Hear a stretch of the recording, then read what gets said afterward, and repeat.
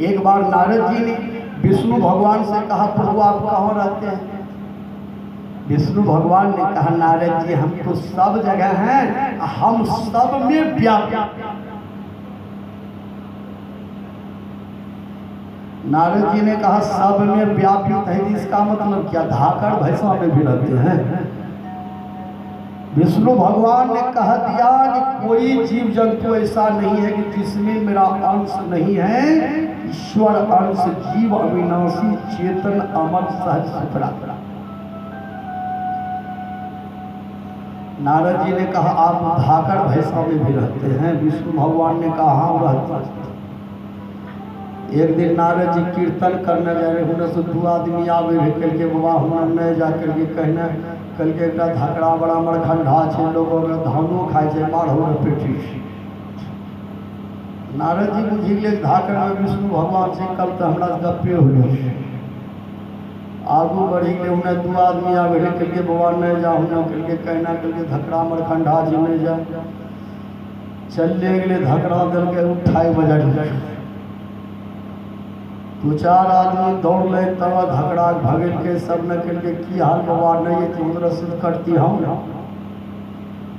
नारद जी अले विष्णु भगवान के कहिए सरकार अपने कहले रही हम सब में रहे धाकड़ों में, हमरा ने चिल्लिए जे मार लिए तो लोग नहीं दौड़ती तो हमरो रसीद या कटिए जेतिए। विष्णु भगवान ने कहिए तोरा गलती पर मार ले छो, कहिए हम की गलती करिए? विष्णु भगवान के तोरा समझ है हमको हमने नहीं जाए, कहिए हम चार आदमी कह रहे नहीं जाए, कहिए जे कह रहे हम नहीं जाए हम मिल लिए। पहले समझावे जे बद कट्टर बने थे वो घरे उठाए बाजार विचार। ऐसे जो टिक्का लगाते हैं चार पांच ठो, उसको जो कहते हैं उसका बात आप रखते। हमारे बाप दादा को ठग करके वो चला गया, फिर भी उसी के पीछे चले। देखो देखो नखड़ा शरद के नाम पर दागावे झगड़ा, पानी पानी कही के पिता मरी गेला, मरला पर पानी पिलावे अनहरा। बढ़ी करावे तेरही करावे, दक्षिणा के खातिर मचावे झगड़ा।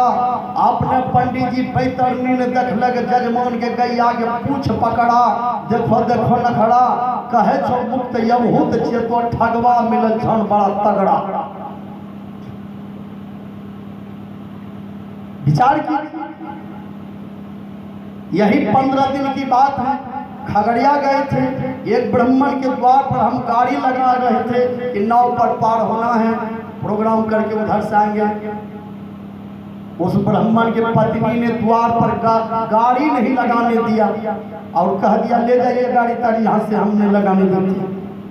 अभी भी उसी के पीछे हम लोग विचार क्या, हम लोग उसको बाबा मानते हैं, लेकिन वो जातिवाद का इतना खंडन करते हैं। क्या कहा, वो हम लोगों को मनुष्य नहीं समझते हैं। इसलिए जीवन में चाहिए किसी देवी देवता के नाम पर हम लोग पाठा भैंसा बलि नहीं दें। बलि देना है तो अपने अंदर की बुराई को बलि दीजिए, विकारों को बलि दीजिए। आप में जो बुराइयां हैं, दारू है, शराब है, गांजा है, भांग है, झूठ है, चोरी है, नशा है, व्यभिचार है, यार काटते हैं, टटिया धकियाते हैं, ये जो बुराइयां हैं इसी को बलि दे दीजिए।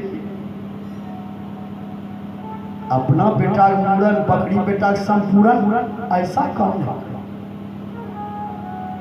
कबीर साहब कहते हैं कि जो सिर काटे यौन की आपन सिर कटाए, किसी दरबार में बदला कहीं न जाए। इसलिए संत महात्मा याद दिलाते हैं कि जीवन में अहिंसक बनिए। दो चौपाई को याद कर लीजिए, कहीं भी बोलिएगा या फेल नहीं कीजिएगा। ये तुलसीदास जी महाराज का चैलेंज है जो लिखे हैं कि परहित सरिस धर्म नहीं भाई, अब पर पीड़ा सब नहीं अधमाई, अब परम धर्म श्रुति विदित अहिंसा, पर निंदा सब अघनो गणिसा।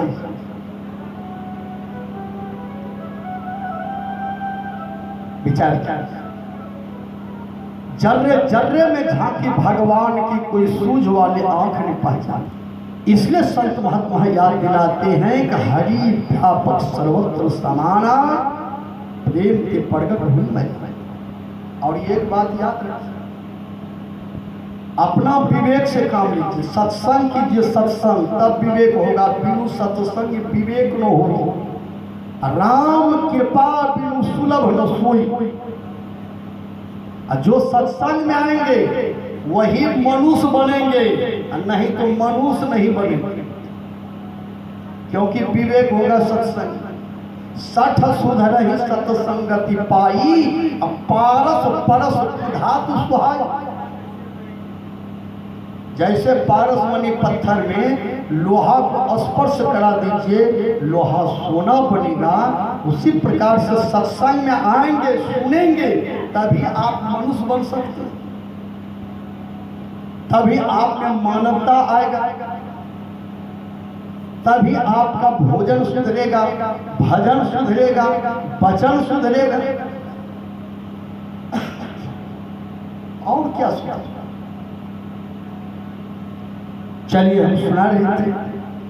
एक बार त्रेता युग माही शंभु गए कुंभज ऋषि पाए।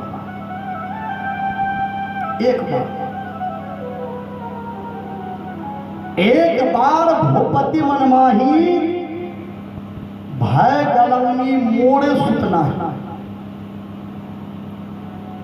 एक बार, दो चौपाई का हम वर्णन करेंगे। एक बार भूपति मन माही राजा दशरथ जी को एक बार गलौनी हुई कि हमको पुत्र नहीं है।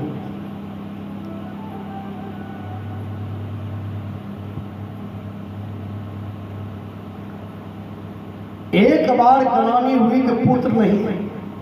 कब? एक बार राजा दशरथ जी एक हिरण का पीछा किया मारने के लिए।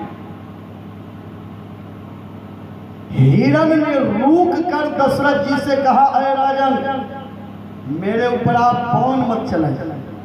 दशरथ जी ने कहा, क्यों? हिरण ने उत्तर दिया,